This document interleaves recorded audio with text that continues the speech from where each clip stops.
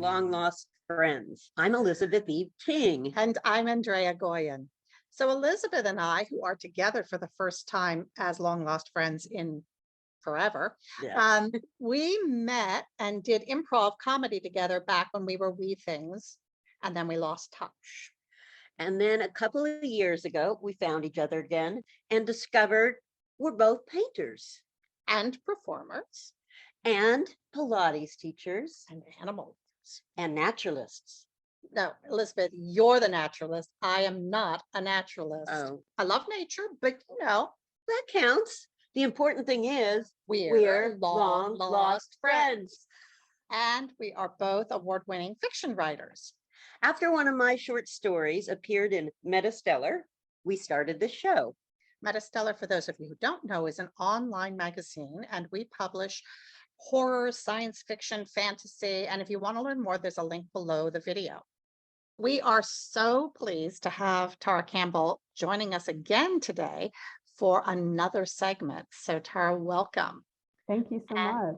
Oh, it's been so much fun. Yeah. So we were talking a little ahead of time, and we wanted to talk about, well, Elizabeth wants to talk about despair and getting out of writer's block. And over despair, getting Over despair, through through despair, despair. Yes, and writer's block. absolutely. Yeah, and we were And- talking about the pandemic and how that affected so many people. So you brought that up, so I'll let you talk about it. Yeah, no, we were definitely sort of relating in terms of how the pandemic affected just our writing process for one thing, but just our whole thing, right? And I was sharing that for a year, I was not really able to read, let alone write. I would start books and not be able to sort of get into them. And it's not, it was less a reflection on the book than on my state of mind. Everything felt fractured, everything felt uncertain. It just felt like you should be doing something else other than what you were doing, no matter what you were doing. Puzzles. I did a lot of puzzles. Yep, I did some knitting. I knitted a bunch of lips. That's another thing I became known for. Knitting is my go-to when I'm feeling anxious. And I think that's because my mother taught all of her kids to knit. And so that just kind of makes me feel more, calmed. But of course I have to knit something weird. So I knit these lips with tongues sticking out. But anyway, we could put a link to. There are those to show and tell. I'll supply a link so you can see some of those. Okay, because really. But yeah, so reading, much less writing, became this impossible thing during the pandemic. And slowly, after about a year, I was able to start reading with some sort of sense of concentration. And so once I started reading, I started to get inspired, right? That's what we do. We inspire each other as writers. And, teaching was kind of the first stage of that. I couldn't concentrate any longer than it took me to put together a lesson plan. So that's what I focused on and still felt productive. And then through the lesson plans, I was getting excited about what we were reading. So I started being able to read more. And then I started feeling, I guess, stable enough to write again. And that's oh, sorry, go ahead. I was going to say, do you think in a way, as we're talking about writer's block, that in a way that was, I'm going to say a microcosm, but it's more like a macrocosm. It was like we were also whacked over the head, that it was just amplified what happens in a smaller way often. Absolutely. We have also talked to people who got their novels done during the pandemic. That's true. But none of us were those people. No, we were not those people. we were there with Despair Dino in the corner, rocking back and forth. Yes, absolutely. No, I mean, and that compounds the sense of, lack of productivity, because, well, the other people are producing their masterpieces, and what am I doing? And am I even a writer? That this is not my thing that I go to, right? When I'm feeling stressed. And so, yeah, we're piling on, right? In addition to what's going on out there, we're piling this other stuff on ourselves about needing to stay productive and, produce something meaningful and so on and so forth. And so, I just kind of had these stages of, okay, teaching. and then reading, and then finally feeling like I'm able to write again, but only in these short little pieces, like I was talking about earlier with the In the City of stories. So I had these prompts, right? And this was outside of my control after I wrote down the lists and cut them up and put them in envelopes. This was outside of my control. I'm just going to respond to this one thing today. This is all I'm going to make myself do today. And so by putting it in these little manageable chunks, I kind of lured myself out of that cave and had fun doing it. And when I was doing this, I wasn't thinking about the whole larger world of publication and my writing career and all this kind of stuff. So I was able to sort of have fun with just the process in itself. And this I guess that's part of it, finding joy again, right? I mean, finding joy in anything during the pandemic. And I'm just going to interject that, I know I felt kind of like a loser because I was locked out. I had all this time and all I could do was put pieces of puzzles together. I could draw and paint a little, but I mean, it was like, I couldn't focus. Yeah. And it was like, you're almost like, as a writer, you're given this gift of time. You're always like, oh, I don't have enough time to just, and suddenly it's like, you have nothing but time and you can't. And you're frozen. And you're frozen. And then I don't know how you get past this. I've wondered myself, is what I'm doing worth it? Is absolutely. it worth it? Absolutely. Why am I even doing this? Is it just for my own, whatever? Right. Right. So, I'm still not sure how you get past that, except that you just do eventually, you go through I guess. I guess it's kind of like grieving. It's not, you don't get over it. You just go through it. You just constantly go through it. I am curious though, just what do you think? So do you think you should fight writer's block, or do you think you should give in, or do you think you should just like make a game that you can do that to start getting into things? Yeah, I mean, we've all gone through bouts at different times for different reasons. And I think, COVID was like a collective bout for many of us. And I found it was less poisonous when I just accepted that, this is where I am right now, and just do something that makes you feel productive and makes you feel positive until you can get back to that headspace to write. And kind of like the way I, wrote my novel length work, I did not set out intending to do X, right? I was, in a position to sort of follow what inspired me and, keep chipping away at it as the cliche goes. But, there are cliches for a reason, right? There's a little kernel of truth there. So I found other ways to feel productive, and I didn't put all the pressure on production of words on a page. And I think that sort of taking that pressure off the process was what allowed me to sort of sneak in later down the road and carry through. Yeah, I always feel I think I try to encourage people when they ask my opinion the same way, because so often you'll have people who are just suddenly like, oh, my life is overwhelming. I can't write. I don't think I'm a writer. I'm stopping. And they feel badly about it because they've created this identity around it. And it's like, just give yourself grace, give yourself space and time, and you'll write again if you want to. Yeah. And I also, a friend at Steve Barnes always is like, well, just write a sentence a day and then you're done. And he says, because the idea is like, you can write a novel by writing a sentence a day. And he's like, because of course the secret is that a lot of days you're going to keep writing and writing and writing. But as long as you write that one sentence, you can, so you don't have this, I have to write 1,000 words every day. And then it's like, and then also you write a good 800 and you feel like a failure still. Right. So, I mean, it's like.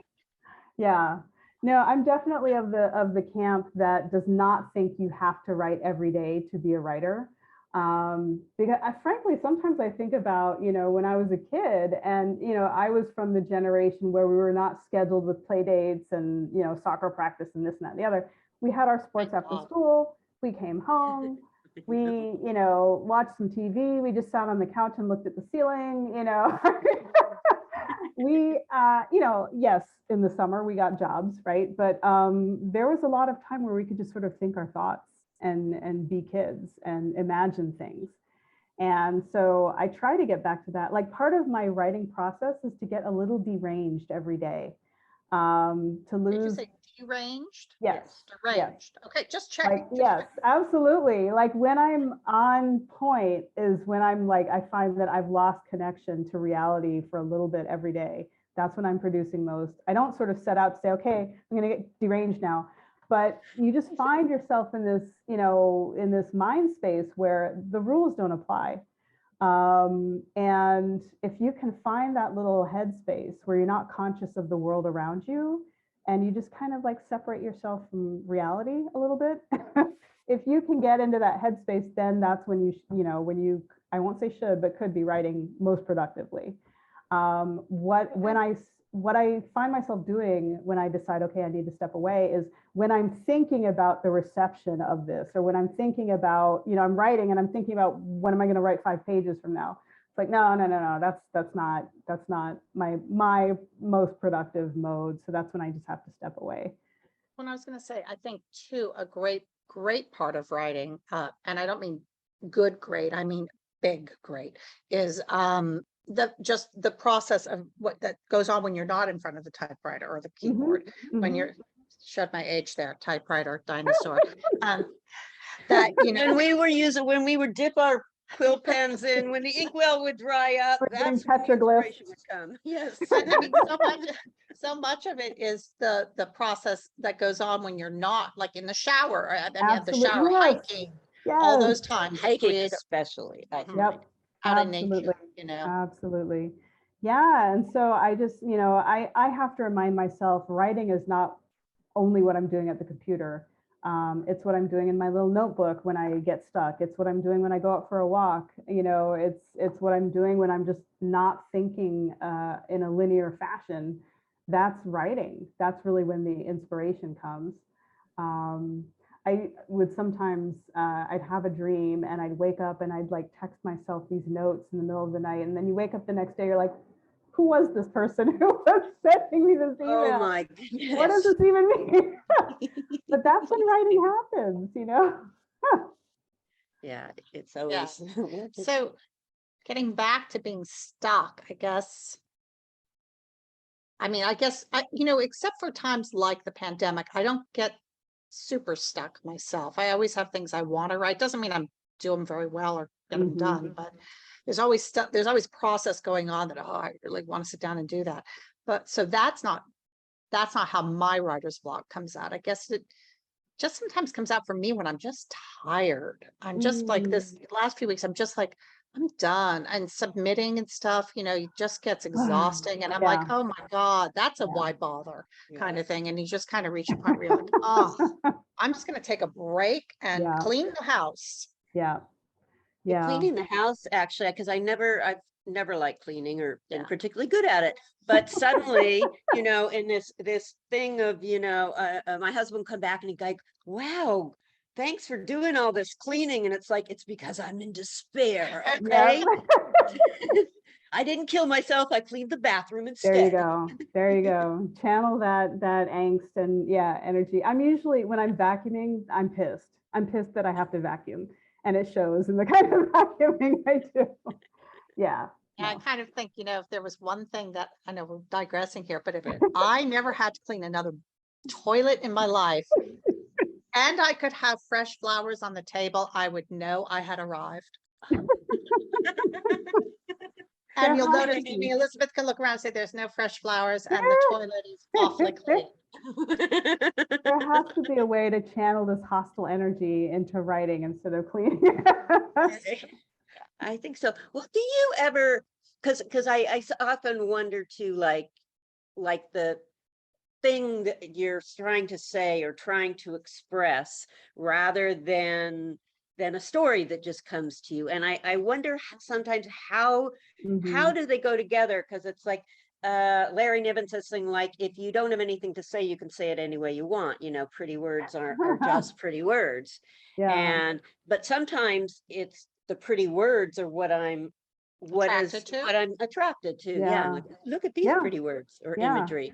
And so, but I wonder about that. So I'm just throwing it out there for your brilliant input.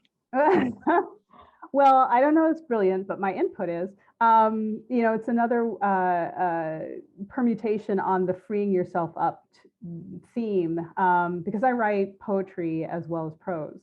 And I find that different emotional states produce different media for me. When I'm feeling angry or frustrated, it often comes out as poetry. Or when I'm feeling an emotion, right? I'm wishing something were some way. It tends to come out as poetry. If I'm curious about something and I'm asking questions, that's what tends to come out as a story. And Flash is a place where those two can intersect. If I'm curious about something, but I don't have a fully formed opinion about it yet, but I'm wondering about one moment of something happening. Like my story, The Kraken, I was wondering, like, what happens when an animal falls in love? Love Kraken. Everybody, put a link below. It's a fantastic story. It's a Thank I great just reread story. it last night. It's a great story. I And appreciate that. just a disclaimer here, you don't have to know or anything about Lovecraft or Kraken or be into that at all. At all. And that's Because what that was. some people hear that and it's Right, like, oh, right. Lovecraft. Yeah, no, and that's part of my ethos for writing speculative fiction and teaching spec fic, period. I write and teach in a manner that people don't have to have an extensive knowledge of the field. Because I remember, going to a couple cons and feeling like, I feel so out of place here. Even though I write speculative fiction, I'm like not in the know like these people are. And so part of it is fun, but part of it is also me feeling out of place. And so for me, ideally, I like to create an atmosphere where people can have fun and it's okay for them to feel out of place because, I don't set expectations for the knowledge people have walking into my classes in terms of the genre. I'm just interested in folks who want to write beautiful fiction or poetry and sort of tap into the wonder of speculative fiction without feeling like they have to be experts in speculative fiction to even begin. Oh, I love that. Yeah, I love that. definitely.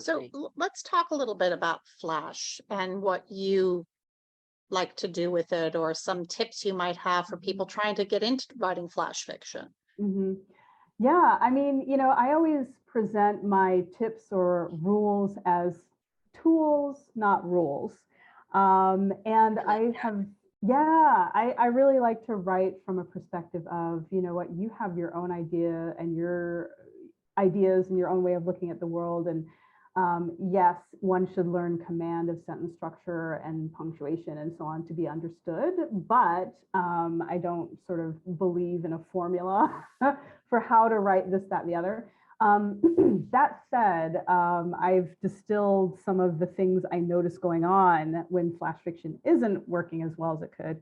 And so I have these tips, and they're not necessarily new because they seem to work, right? But I just kind of put them in these little 5 tips. One is to start in medias res, right? In the middle of the action. One thing I find with a lot of beginning flash writers is they will tell us how we got to where we are, and that's not, it's a necessary part of the writing process, but that's the part you edit out. Even in longer versions, right? We've all been in workshops where people say, I think your story actually starts on page 5, Right. which is the most horrible thing to hear when you've so finely crafted those first 5 pages, but it's usually correct. And then streamlining, that's something that Flash allows us to do, like get to the ideas and the emotions and the images and the feelings. And you don't have to tell us the sister's name.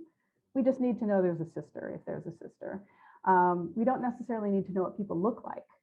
And, as a mixed race writer, I love this aspect of it because it frees us up to escape from the white narrative, or sort of the white main character, the default, right? Right. Anyone can see themselves in a story, right? If you're not forced to, I have had so many folks who have said, I want to know what this character looks like. And I'm like, well, unless it's germane to the point of the piece, I don't know that we need to have it, because like all sorts of people who don't have straight hair, fair skin, want to see themselves in stories. And so why shouldn't we invite folks to see themselves in stories? Can I interject something? Yeah. I'm just reading for the first time Craft in the Real World. And that is, and what is his last name? Because I don't have it in front of me. Is it Matthew Salis? Celestes? Yes, I think that's it. I'm not sure how to say I it. apologize if I've said it wrong. We'll maybe link below. But that was one of the things to me as a white writer, him saying, because we have that default, the only people we're describing are the people who aren't white. So he says, I think he said he describes everybody's race because and I thought, wow, that is a new thing for me to think about. I don't usually describe people, but I was like, wow, you're right. Yeah.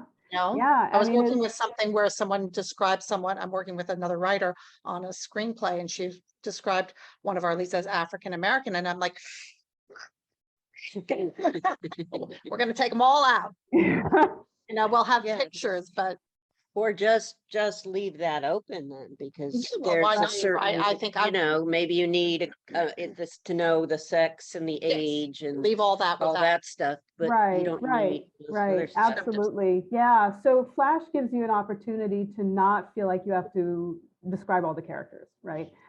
Because often, the tradition is that you describe, how they held their drink. Okay, if they spill their drink later, then maybe that's relevant, right? But it really allows you to home in on like, what are the essential things people would need to know for this story? So for a writer like me, who tends to be minimalist in terms of descriptions, this genre has, worked out well for me. That said, another one of my tips is to capitalize on the power of imagery.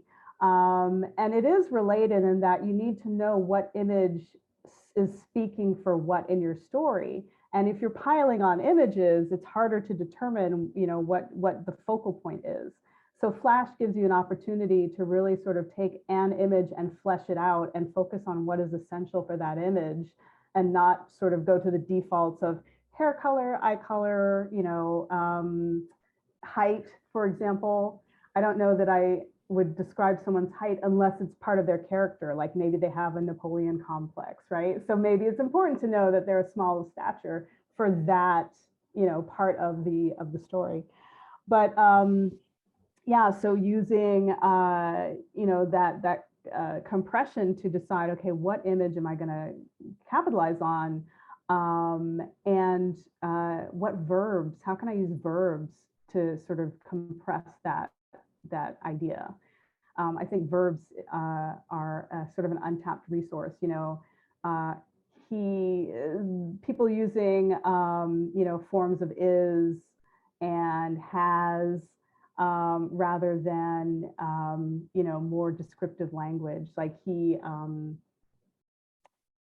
hard to come up with an example out of the blue, but when just looking for ways to compress sentences by eliminating words like is and has and was. And then the fourth tip is to have an idea of what your pivot is. Just like poetry has a volta, flash fiction often focuses on a moment of transformation or change. The character may not take an opportunity to change, but sometimes they recognize that they've missed an opportunity to change, and that can be enough for the pivot to happen. And Flash tends to start as close to that moment of pivot as possible. So rather than your sort of typical pyramid structure where you have the inciting incident and then you've the increasing action and then you've got your climax and denouement and the resolution, that moment of change, that pinnacle where something happens, is usually the point of Flash, and that comes closer to the end of a Flash story, and that's like, this moment is important because that's your pivot. And then the fifth part of that, very closely after the pivot, is the twist. Like I think we were talking about a twist in an earlier, were we talking? No, that was a different group. Sorry, I'm getting confused. But often Flash will have a twist or a surprise at the end, right? You think you know where the story is going to go, but then another element comes in to sort of surprise you. And that's often something that Flash does.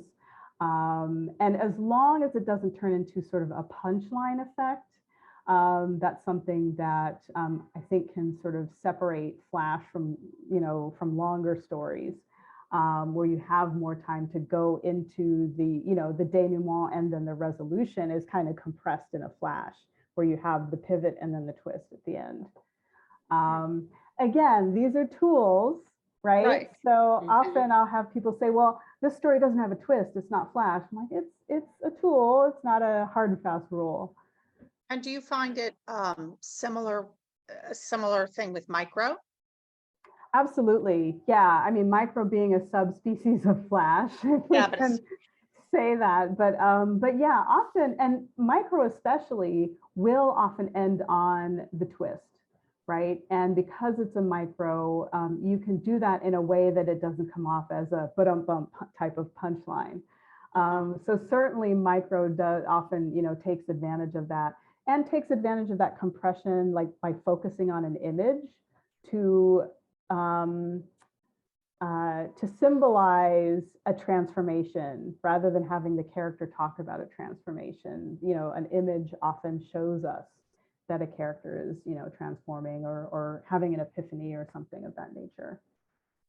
Right, kicking the cat or saving the cat or right, absolutely. Which do they choose, right? And then the twist is like the cat has some sort of powers, right? If we're talking speculative fiction. Puss in Boots, and they're hobnailed boots. Right, and takes revenge. There's always revenge in speculative fiction. Yes. There often is. I'll say there often is revenge in speculative fiction. It's interesting though, because you were talking about the moment when you get the story back and they say, well, it actually starts on page 5 or page 10. And I haven't had that happen to me as much as, well, your story ends 3 pages earlier. It ends at this point. You don't need to tell us all this stuff, and I think part of that might just come from people saying, well, what about this? And what about that? And what about, and then I'm like, wait, maybe you just don't need to know that. Yeah. Something I have been working on in my own craft is the power of ambiguity. And where's that line between answering the questions that need to be answered and letting the reader wonder? And, some of the stories that stick in my mind the longest are ones that have these questions that I want to know, but I don't absolutely need to know for that specific narrative. But it's not all laid out like a manual for me to sort of read and understand. But it is interesting, because I think that's one thing you run up against with editors not liking, that it doesn't have that transition to the end that they expect. Yeah. So, and that's like, how do you then figure out what you're willing to compromise or what your story is for you? Yeah. And how much are they paying? And how much are they paying? Usually 0. Okay. Well, about zero. So. Yeah, no, that's a huge question. Like even in speculative fiction, where folks expect to have to piece things together, there's still a wide spectrum of the degree of explanation required for various markets. And, my philosophy on that is like, there is a market for just about every story. And so it's not necessarily a matter of figuring out how much you as a writer need to reveal, but to figure out if there's a market that, vibes with you in terms of this particular story. And I also like the idea of experimenting and giving myself different levels of clarity in different stories. So that's something that I think, that the ambiguity question is something that kind of keeps me going as well. Like if I don't have a specific theme that's obsessing me, that's a sort of a craft element that can keep me occupied and keep me questioning and keep me sort of figuring out where I want to be as a writer. Yeah, I like Mhm. that. Yeah, I like that. definitely.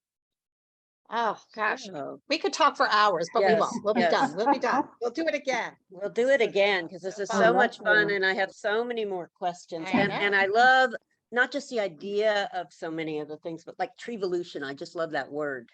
Yeah. Treevolution. I love it. I have my husband to thank for that title. He can be the ideas man. Like I sometimes for that book in particular, I would write my characters into a corner. I'm not a plotter, I'm a pantser. So I write my characters into a corner like, how do I get them out of this? And so we would talk about the book and he'd give me a couple of ideas like, oh, you could do this, you could think about that. Well, what, and he'd ask questions, right? Not sort of tell me what I should do. And so I'd turn on it overnight and then I'd sort of, you know, have a new avenue for the next day. So if get yourself a man who can, who can talk about your characters, people, Yeah, and come up the with your secret to titles. everything. So we're So it's time for the best thing we learned this This week. week. And I actually have a note on mine. Hold on. I'm sorry. I forgot the best thing I learned this okay. week. So while you look it up, Okay. I'll start this time. Ooh, this. this is the first time ever. So mine is very short though, so be fast. Okay. The French have passed a law that mandates a portion of any new in commercial building is a green roof or is solar. So they're trying, which is lovely. They originally it was going to be all of the rooftop had to be green, but then I think it became sort of unrealistic. So now it's only a portion, but I love green roofs. I think they're so Mhm. fantastic. Yeah. I mean, you have to do extra support because it weighs so much. Because I have a friend who did a roundhouse with a green roof many, many years ago, Mm, and it had to be extra supportive because of all the weight of the soil right. and stuff. Oh, But yeah. I bet, huh? but it's so good for the environment too. Yeah. Just fantastic. Did you find your note yet? No, I haven't found my note. Do you So, remember basically? wait, maybe this is it. No, See, we took her out of her environment. we and took she's her- lost. yes. And I'm lost. Do you have I'm anything lost. to offer? Do I At have all? Anything you can offer? anything I can offer? Okay. Um, She's in LA. That's exciting. That's her best thing this week. You're yes, in LA I'm in visiting LA friends. visiting old friends, going to clubs. I went to her a jazz musician, like in a Wow. live nightclub, We which say is it like it's so funny that that's such a big deal now. yeah, now it's like It I is. know. It I seriously is. actually am in person where, you know, and maybe the best thing is that I get to do long lost friends with my long lost friend and actually like, look, touching. Yes, Zoom. absolutely. Well, my other best thing is related to art. As you are artists, and I have formerly been an artist, there's my pumpkin in back of me looming over my shoulder. But another Roswell, New Mexico story is there is an amazing contemporary art museum there called the Anderson Museum of Contemporary Art. And it's featuring work by the Roswell Artist in Residence program, which has been going on for decades. I had no idea about it. I wouldn't have known about it probably unless I'd gone there. This is separate from the Anderson Art Center. That's a different program. So this is the Anderson Museum of Contemporary Art. And oops, there's a little noise out the window. My apologies. But yeah, so it's just this astounding collection of contemporary art. The artist who created the blue Bronco outside of the Denver airport, he is, and I'm forgetting his name, Jimenez.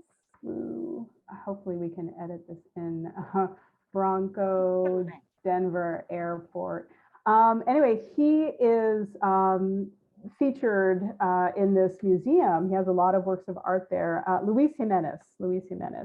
And he is an astounding, not only sculptor, but printmaker, painter. He has a lot of intersecting modes of art that I had seen separately, and I hadn't put it all together as the same artist until I saw his works together at the Anderson Museum of Contemporary Art. So it's a really inspiring place to go. Again, I was just chasing aliens, and I found this wonderful collection of contemporary art in Roswell.